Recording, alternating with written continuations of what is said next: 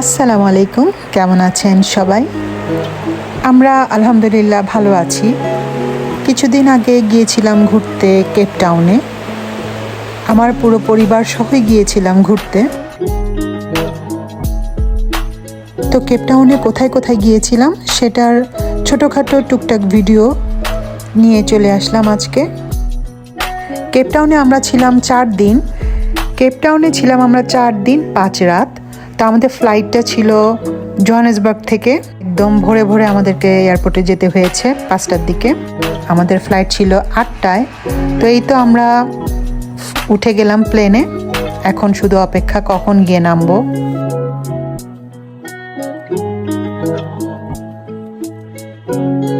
এই তো আমরা চলে এসেছি, আমাদের ফ্লাইট ল্যান্ডিংয়ের প্রিপারেশন নিচ্ছে। সব আনুষ্ঠানিকতা শেষ করে লাগেজ নিয়ে আমরা বেরিয়ে পড়ছি। তো আমরা এয়ারপোর্ট থেকে একটা গাড়ি রেন্ট করেছিলাম 5 দিনের জন্য, 4 দিন আর কোথাও যাইনি। ওখানে একটা মেলা হচ্ছিল, ওখানে গিয়েছিলাম, গিয়ে দেখলাম ফুচকা। তো ফুচকাটা খেলাম, একটা রেস্টুরেন্টে টুকটাক খাওয়া দাওয়া করে চলে আসলাম বাসায়। এটা পর দিন আমাদের হোটেল থেকে ভিউটা ছিল এরকম। সমুদ্র আমার কাছে সবসময়ই প্রিয়, আমার খুবই ভালো লাগে সমুদ্র। বিচটা যদি সুন্দর হয় তাহলে তো কথাই নেই।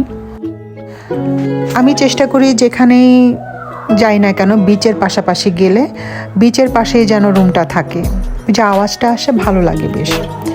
তো পরদিন আমরা গিয়েছিলাম বাচ্চাদেরকে নিয়ে একটু বিচে সকালবেলা। এত ঠান্ডা, তাও না গিয়ে তো পারা যায় না। তারপর সেখান থেকে এসে একটু রেডি হয়ে নাস্তা করে তারপর আমরা গেলাম টেবিল মাউন্টেন দেখতে। টেবিল মাউন্টেন হচ্ছে কেপ টাউনের অন্যতম আকর্ষণীয় একটা স্থান, দর্শনীয় স্থান। আমরা এরকম কেবল কারে করে যাব, আবার এই কেবল কারে করেই ব্যাক করব।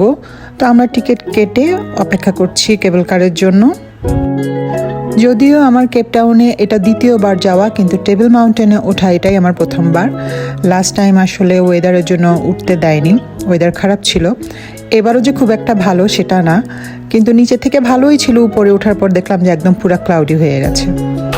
এই তো উঠে পড়লাম টেবিল মাউন্টেনে। সপ্ত আশ্চর্যের একটি আশ্চর্য হচ্ছে এই টেবিল মাউন্টেন। আসলে আল্লাহর সৃষ্টি কত যে সুন্দর, তাই না? সুবহানাল্লাহ। উপর থেকে দেখতে কি যে ভালো লাগছিল। ওয়েদারটা ভালো হলে আরেকটু ভালো লাগতো। টেবিল মাউন্টেনের উপর থেকে নিচের ভিউটা ছিল এরকম, এত সুন্দর, মানে কি বলবো।